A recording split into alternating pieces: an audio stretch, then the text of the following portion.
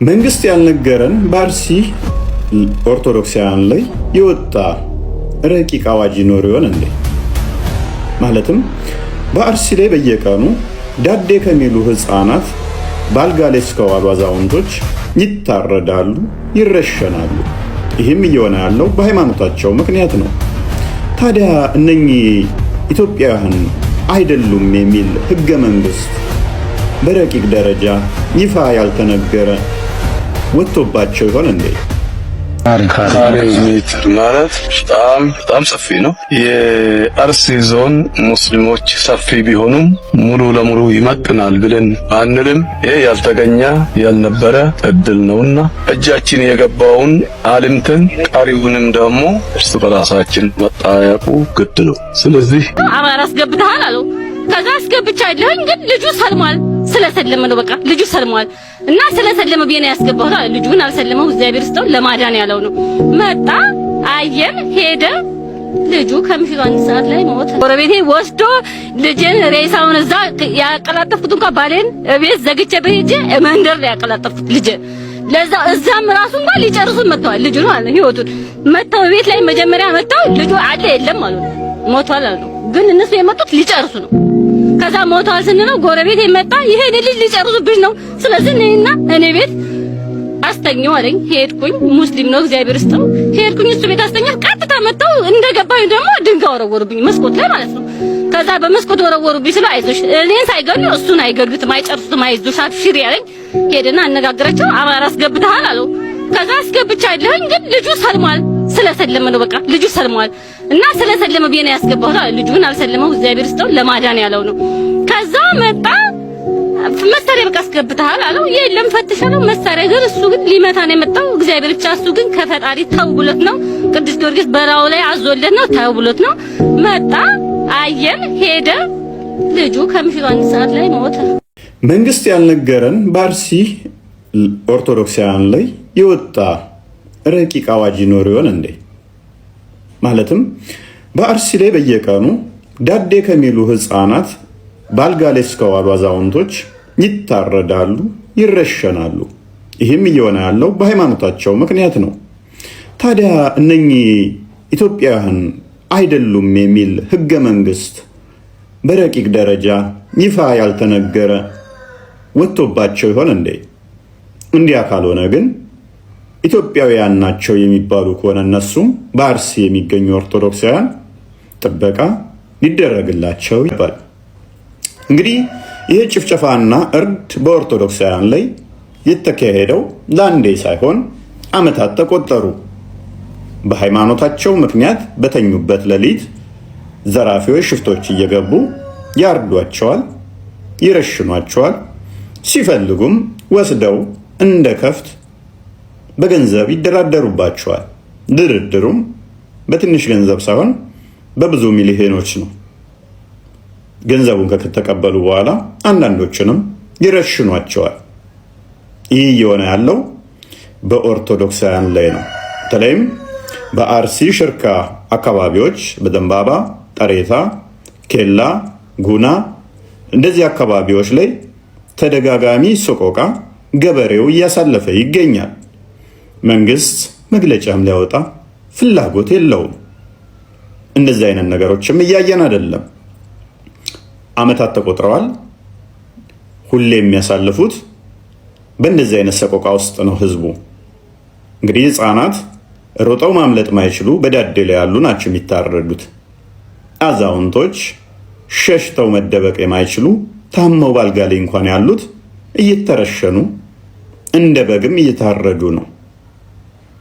ምናልባትም ለኦርቶዶክሳውያን ያቺ ምድር ማትገባ ከሆነ ምናልባትም በውስጥ ተስማምታችሁ ከሆነ ይፋ ንገሩትና ህዝቡ ራሱን ማዳን ወደሚችልበት ቦታ መሄድም ካለበት እንዲሄድ ንገሩት። አሊያም ራሱን የሚጠብቅበትን ራሱን የሚከላከልበትም እንዲደራጅ ምከሩት።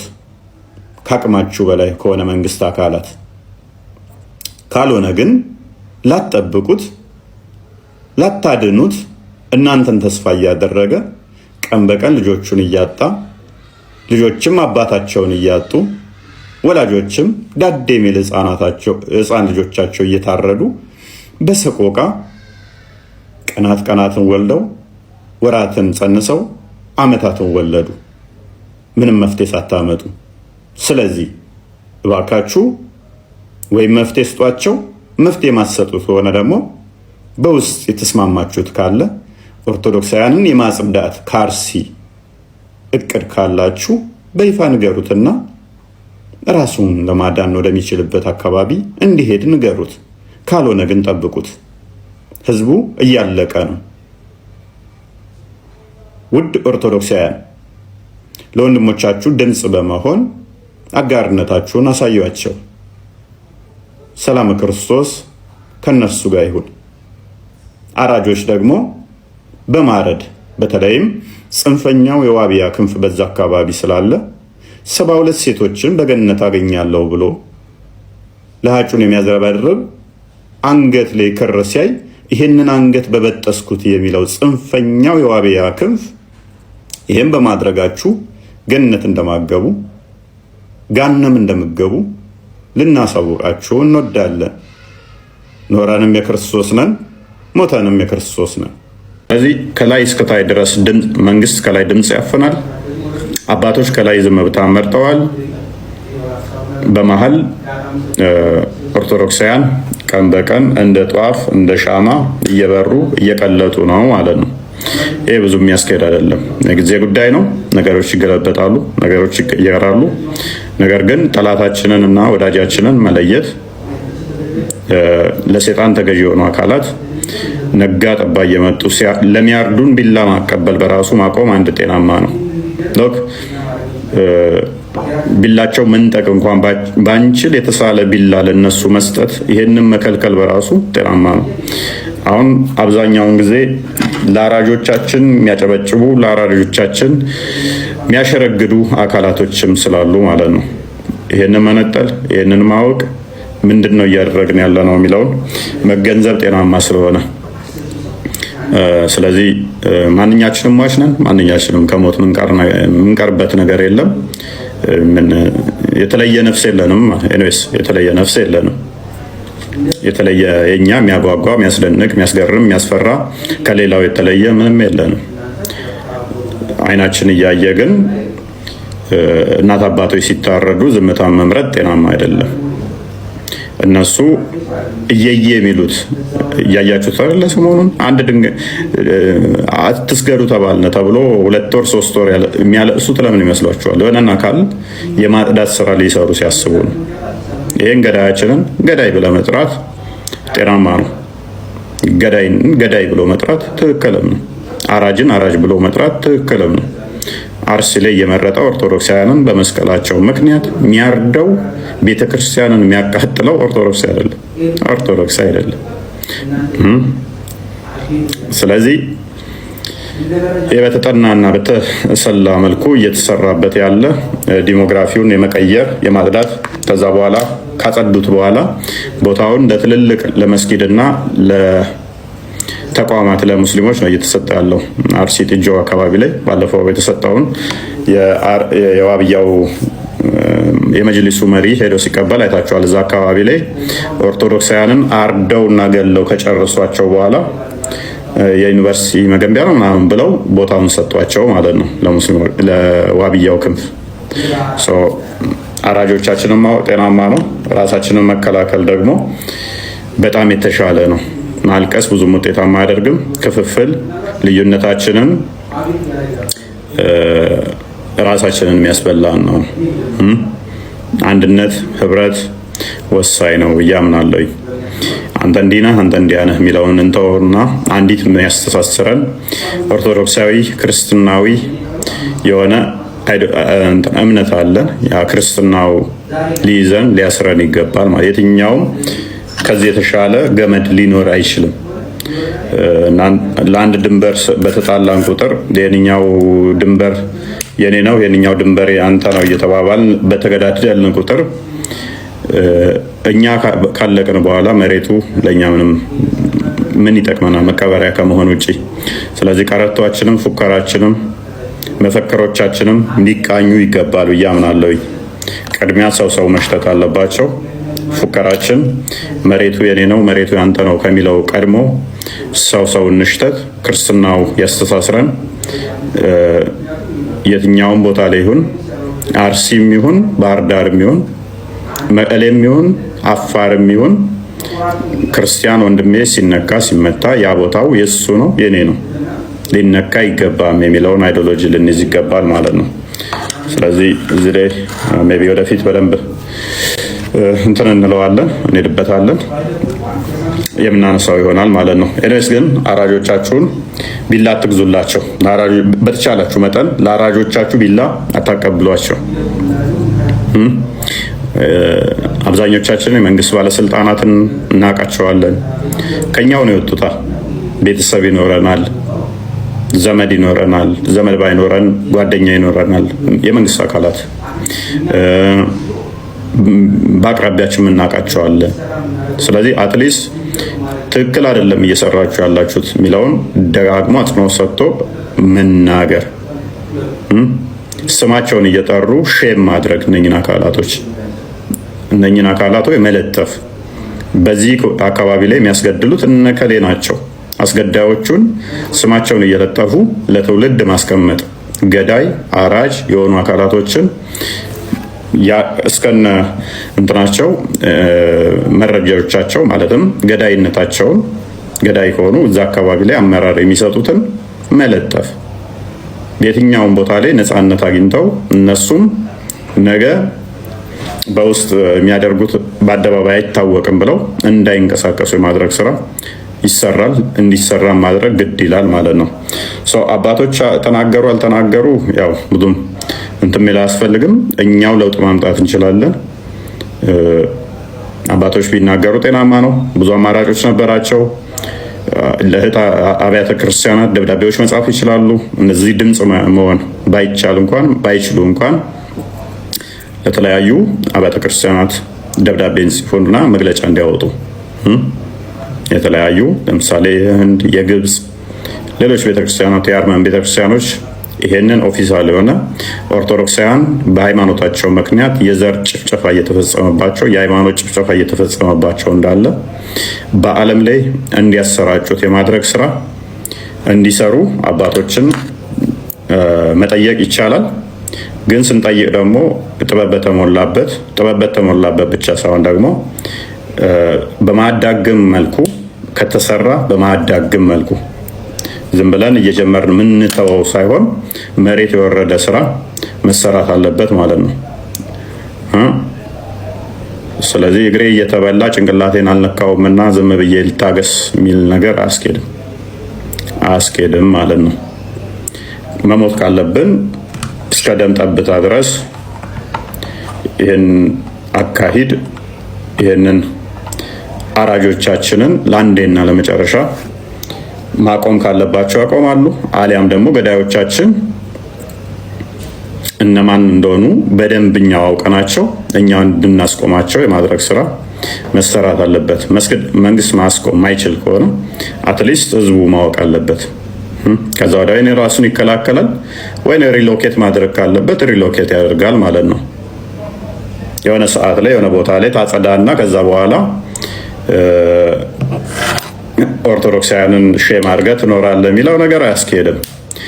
ያ አባብያዎች እየሳቃቸው ነው። ደም ስለጠማችሁ ደም ስለምትወዱ ደም ገበራችሁ ለምትወዱት እችን አጋጣሚ በየትኛውም አካባቢ ላይ በየትኛውም ጊዜ ላይ የሆነ ቦታ ግርግር ሲፈጠር ታርዳላችሁ ወይ ነው።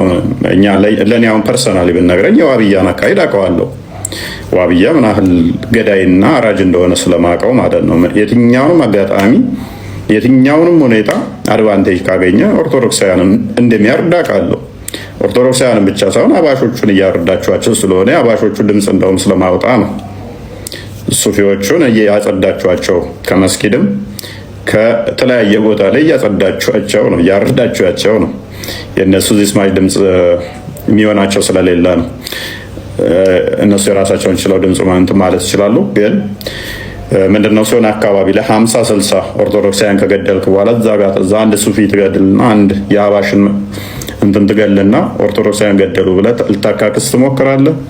ይሄ አካሄዳችሁ መጥፊያችሁ እንደሚሆን ግን ሹርሊ እነግራችኋለሁ። ረጅም ዓመት አይቀጥልም።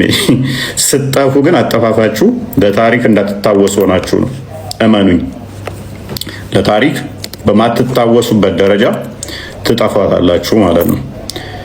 እና በጸሎትም አስቧቸው። ለአርሲ ኦርቶዶክሳውያን ብቻ ሳይሆን በየትኛውም አካባቢ ለሚገደሉ፣ በየትኛውም አካባቢ ለሚሞቱ ንጹሃን ኦርቶዶክሳውያን ድምፅ መሆን ብቻ ሳይሆን በጸሎትም አስቧቸው።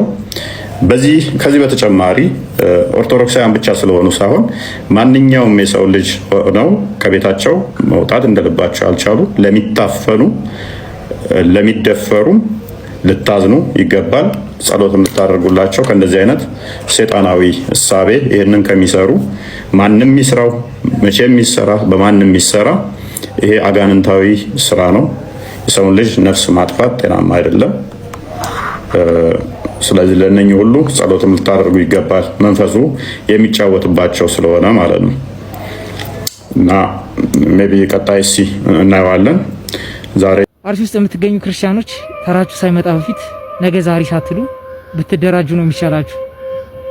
ይህን ቪዲዮ ካየሁት በኋላ የሆነ ነገር በጣም እርግጠኛ ሆንኩ። ለካ ከአንድ ቤት ሁሉንም ቤተሰብ ገለው የሚሄዱት ያንን መሬት ክሌም የሚያደርግ ሰው እንዳይመጣ ነው። ይህ አባቴ መሬት ነው፣ ይህ እናቴ መሬት ነው ብሎ የሚመጣ ሰው እንዳይኖር ነው። ያው ይገሏቸዋል። ከገደሏቸው በኋላ ቤቱን ያቃጥሉታል። ምን ይቀራል? መሬት ይቀራል። ያ መሬት ደግሞ የሚረከበው ሰው ካጣ ለማን ነው የሚሄደው? ለአርሲ ከተማ አስተዳደር። የአርሲ ከተማ አስተዳደር ደግሞ ሙስሊም ነው። አስተዳደሩ ደግሞ በሽልማትና በስጦታ ሰበብ ለዛ ነዋሪ ሙስሊም ማህበረሰብ ያከፋፍለዋል ማለት ነው። አያችሁ የሚሰራውን ሴራ። ትዝ ይለኛል የዛሬ ዓመት ወይም የዛሬ 2 ዓመት ኮኒ የምትባል አካባቢ ላይ አሸባሪዎች ብዙ ቤተሰቦችን በጅምላ ጨፍጭፈው ሄዱና ከዛ ከነዚህ ከሟች ቤተሰቦች አንድ ራቅ ብሎ የሚኖር የሟች ቤተሰብ አባል መሬት ለመሸጥ ይመጣል። በሳምንቱ ተገለው ነው የተገኘው። ይሄ ኮኢንሲደንስ አይደለም። እስከዛሬ ድረስ በአሸባሪዎች ሀፕን ያደረገውን ግድያ ኢንቨስቲጌት ብታረጉ ከአንድ ቤት ሁሉንም ነው ፈጅተዋቸው ሄዱት። ቦታ እያስለቀቁ ነው። ይህ ቪዲዮ ደግሞ በደንብ ያረጋግጥላችኋል። ያላያችሁ ሰዎች ካላችሁ ከመጨረሻ ይሁት ተደራጁ። አርሲ ላይ አንዱ ሲያስጨፈጭፍ የነበረው ይህ ከኡስታዙ ወይ ደግሞ ከሼኹ በስተጀርባ ያለው ሰው ይህ ሰው ነው። አርሲ ላይ ሲያስጨፈጭፍ እንደነበረ በማስረጃ ጭምር በመረጃ ጭምር ስናጋልጥ ነበር። ታዲያ ክርስቲያኖችን ከጨፈጨፈ ክርስቲያኖችን ካጸዳ በኋላ ቦታው ምን አደረገው አትሉኝ? ላሳያችሁ። ሰላም አለይኩም ወራህመቱላሂ ወበረካቱ። ወአለይኩም ሰላም ወራህመቱላሂ ወበረካቱ። የአርሲ ዞን የአሰላ ከተማ እንዲሁም የቲዮ ወረዳ የሙስሊሙን ህብረተሰብ ችግር ግምት ውስጥ በማስገባት ይህንን ሰፊ ሜዳ እምብርት ዋናው መንገድ ላይ የሙስሊሙን ችግር በመረዳት የሙስሊሞች ችግር እንዲቀረፍ ብሎ ይህንን በመስጠታቸው በራሴና በኢትዮጵያ እስልምና ጉዳዮች ጠቅላይ ምክር ቤት ስም ከፍ ያለ ምስጋና ሊያቀርብላቸው ወዳል። ያየነው ተአምር ነው። 100 ካሬ ሜትር ማለት በጣም ሰፊ ነው። የአርሲ ዞን ሙስሊሞች ሰፊ ቢሆኑም ሙሉ ለሙሉ ይመጥናል ብለን አንልም። ይሄ ያልተገኘ ያልነበረ እድል ነውና እጃችን የገባውን አልምተን ቀሪውንም ደግሞ እርስ በራሳችን መጣያቁ ግድ ነው። ስለዚህ እሁድ የገቢ መሰብሰቢያ ፕሮግራም አለ የሚለውን ሰምቻለሁ። ደብዳቤም ደርሶኛል።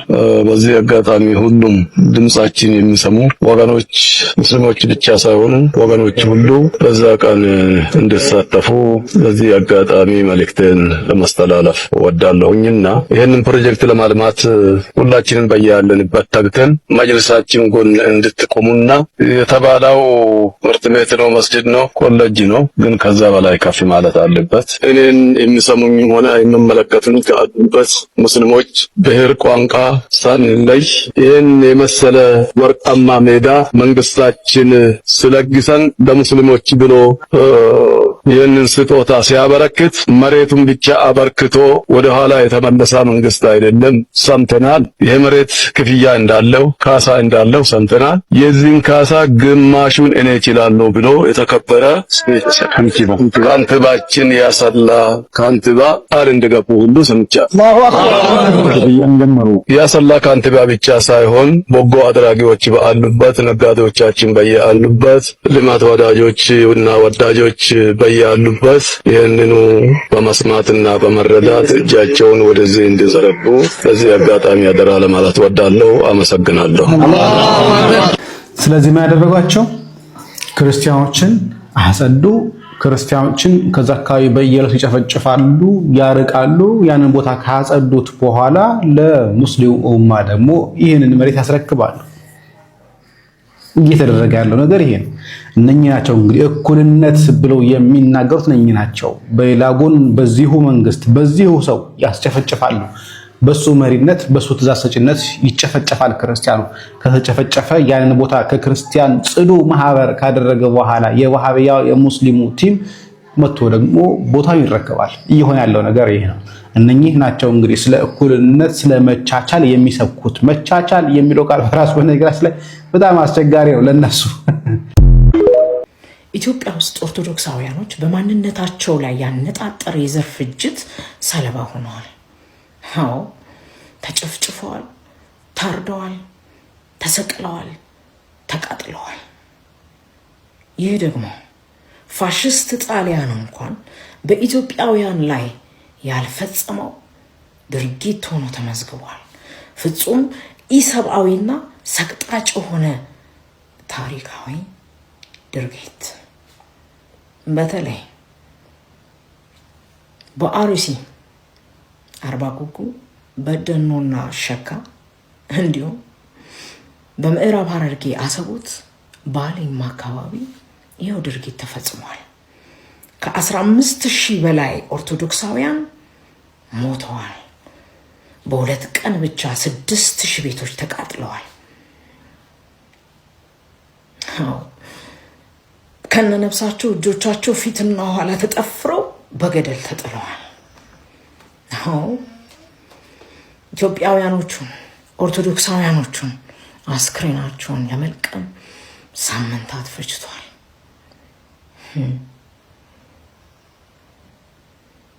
አንገታቸው እየተቀላ ከተወረወረበት ገደል ውስጥ 26 ጆንያ ኦርቶዶክሳውያን ጭንቅላቶች ተለቅመዋል።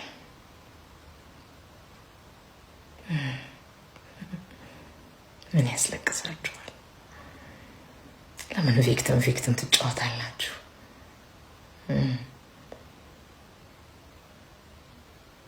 ትናንት አያቶቻችሁ እንዲህ አይደል ያደረጉት? የኛ አያቶች የሰሯት ኢትዮጵያማ ከዓለም የተለየች የሃይማኖት መቻቻል ያለባት ለተቀረው ዓለም ትንግርት የሆነች ሀገር ነበር የሰሩት።